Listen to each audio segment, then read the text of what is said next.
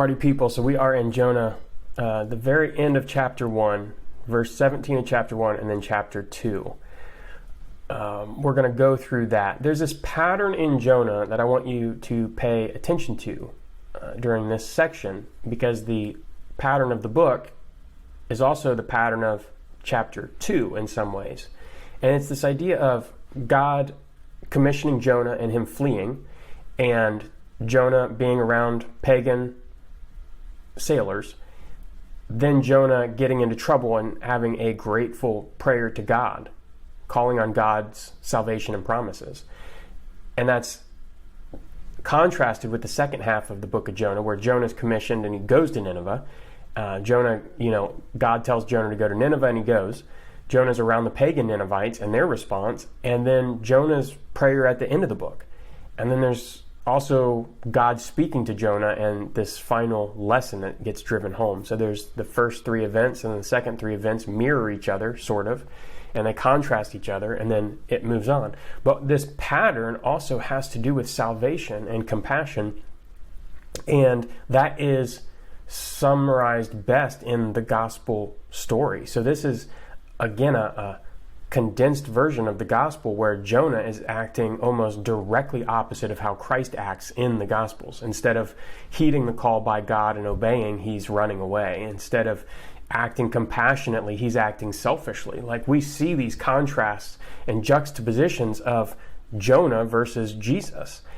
And it's just no more clear than in Jonah's prayer here. And so let's jump into that. In chapter 1, verse 17, again, chapter 1 moves so fast, but verse 17, it said, "And the Lord appointed a great fish to swallow up Jonah, and Jonah was in the belly of the fish 3 days and 3 nights." So Jonah is swallowed by a great fish.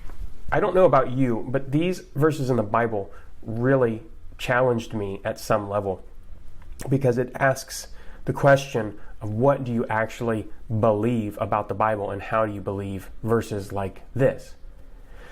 You see, at one point I thought, does this really have to have happened? Does God had to have spoken to a fish literally, and a fish literally have swallowed Jonah, literally swam around with him for 3 days, and literally vomited him up on the shore?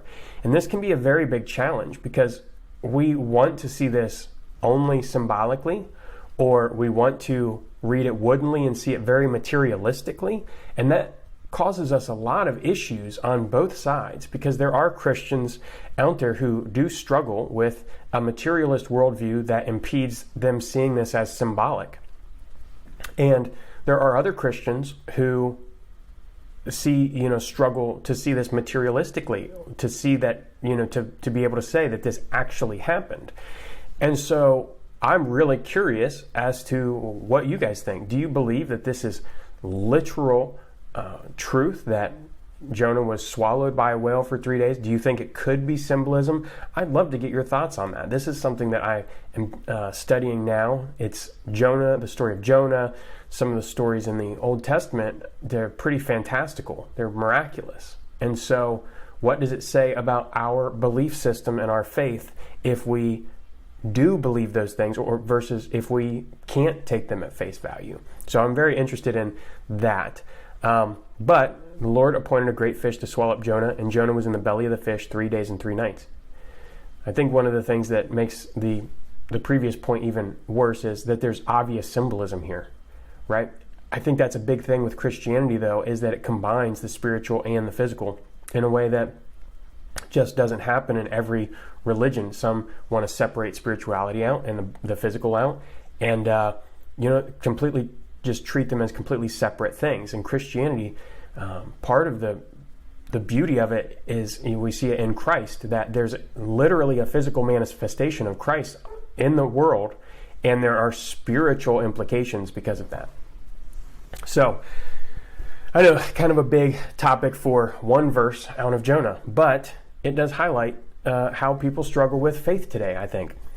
Then Jonah prayed. So this is chapter 2. We're going to read all of chapter 2. Then Jonah prayed to the Lord, his God, from the belly of the fish, saying, "I call out to the Lord out of my distress, and he answered me. Out of the belly of Sheol I cried, and you heard my voice. For you cast me into the deep, into the heart of the seas, and the floods surrounded me. All your waves and your billows passed over me. Then I said, I am driven away from your sight, yet I shall again look upon your holy temple. The waters closed in over me to take my life. The deep surrounded me. Weeds were wrapped about my head at the roots of the mountains. I went down to the land whose bars closed upon me forever, yet you brought up my life from the pit. O Lord my God, when my life was fainting away, I remembered the Lord. And my prayer came to you into your holy temple. Those who pay regard to vain idols forsake their hope of steadfast love. But I, with the voice of thanksgiving, will sacrifice to you. What I have vowed, I will pay. Salvation belongs to the Lord. And the Lord spoke to the fish, and it vomited Jonah out upon the dry land. And so again, it's talking about, Jonah calling out to the Lord in distress. So hard times, if anything is hard times, being swallowed up in this symbol that Jesus refers to later as death. The only sign that I will give is the sign of Jonah. This is a symbol of death, of complete death. And so we see Jonah being forced by God into this position of accepting that he needs to die. His ego, his self-centeredness, his selfishness, and even, this is a reminder that you are going to die one day. There's nothing that's going to stop that. Eventually you will die. So it says that you cast me into the deep in the heart of the seas. So he's giving, glory to the sovereign Lord of creation, that this is his plan.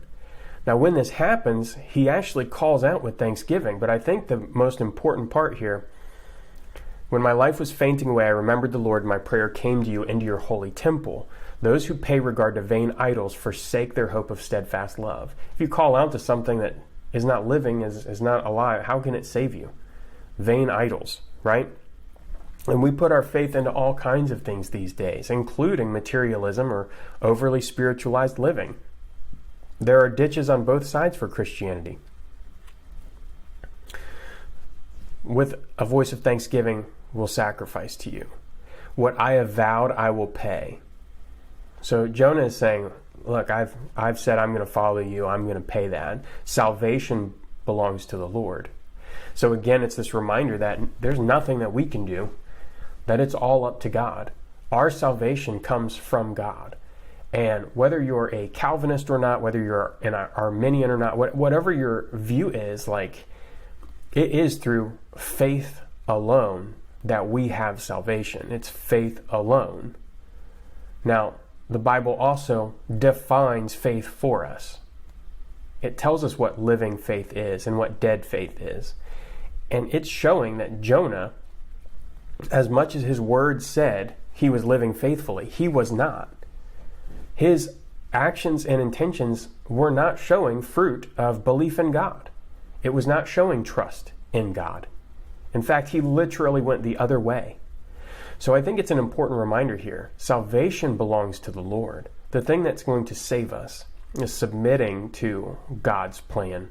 And as we see through Jonah, one of the things that I think is fantastic about this is that niceness doesn't mean people are going to respond a specific way. God is nice to Jonah. He is caring for Jonah, and it's obvious that he's making it as easy as he possibly can on Jonah in the entire book. When we get into chapters 3 and 4, it's especially clear. And Jonah's attitude is horrible. And so one of the things that I love about this is a very practical lesson that instead of being about disobedience, I think if anything, the moral lesson is that our attitude defines our circumstances just as much as our circumstances define our attitude. So I thought that was an interesting takeaway. But there is chapter 2. It is a story of death and rebirth, and that salvation belongs to the Lord. So that's all I've got with that.